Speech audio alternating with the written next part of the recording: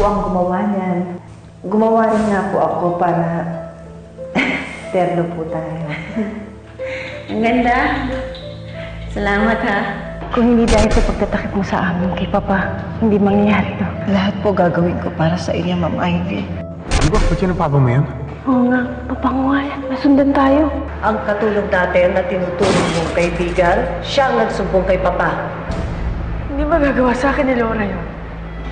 Si Laura ang nagsabi sa akin. I'm sorry po. Sorry? Rachel! Kilala mo ba itong babaeng to? Kamag-anak mo ba itong babaeng to, Rachel? Yung babaeng yan ang sumira ng pagmumukha ko! Rachel, yung mga babae niya. Balis na lang kayo. Hindi ako sasama sa'yo. Muntik mo nang patayin ng pamangking ko? Walang hiya ka? Ayaw mo pang aminin na kasalanan mo? Eh, hindi ko kasalanan eh. Aksidente ang lahat! Tita Ivy, please. Iurong niyo na po yung kaso. Bakit ko naman gagawin yun? Papayag na po ako sa gusto niyo.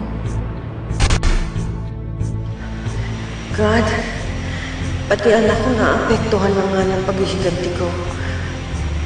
Tama ba itong ginagawa ko?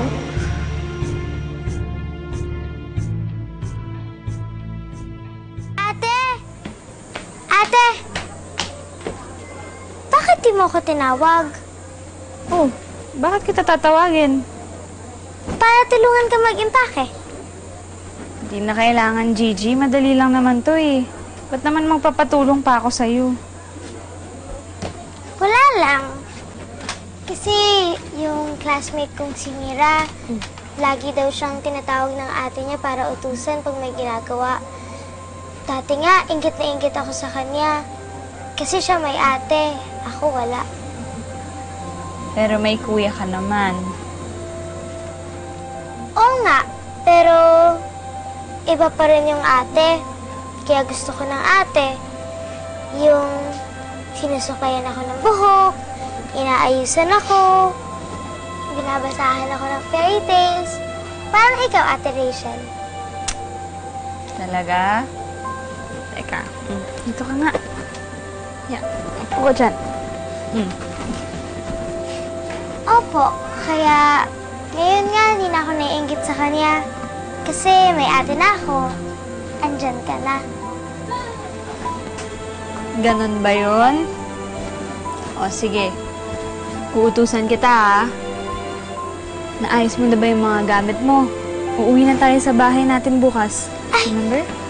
Oo nga pala. Nakalimutan ko. Ate, sandali lang ha. Mag-iimpake lang ako. Sige.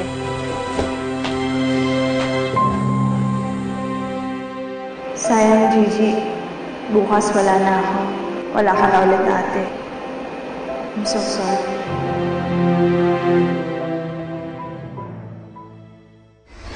Tuloy! Bahala ka na muna ipasok yung mga yan sa loob, ha? Kami na ni Junior ang mag-aayos mamaya. Sige po, Aling Laura. Ito lang po. Salamat. Manong, salamat po.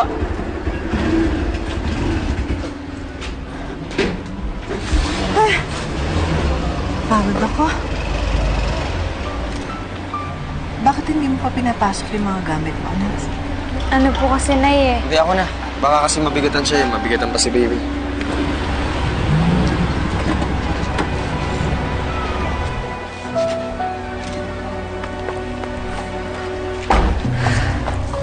Michelle, let's go. Saan kayo pupunta? Sa condo unit ko sa Makati. Rachel, hindi mo pa nasabi sa kanila? Hindi pa po, eh.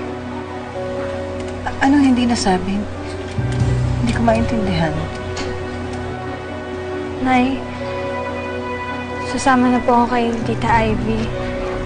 Doon na po muna ako titira sa condo niya.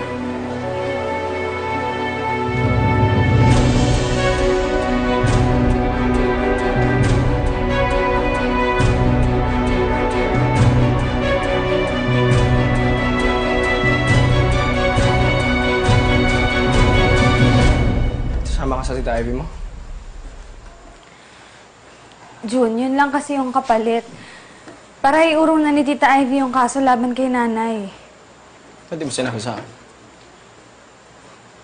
Bakit mo sinabi sekreto? Pag sinabi ko ba sa'yo, papayag ka? June, I'm sorry. ayoko nang guluhin yung utak mo. Ayoko mahirapan kang mamili, kaya nagdesisyon na ako. Rich, kahit na.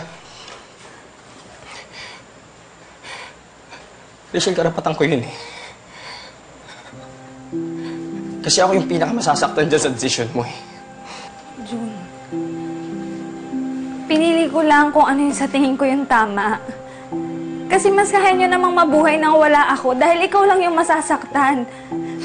Pag si Nanay Laura yung nawala, mas mahihirapan kayo. Hindi lang ikaw yung masasaktan, pati si Gigi.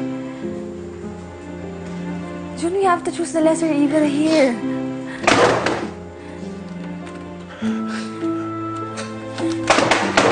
June, tama na.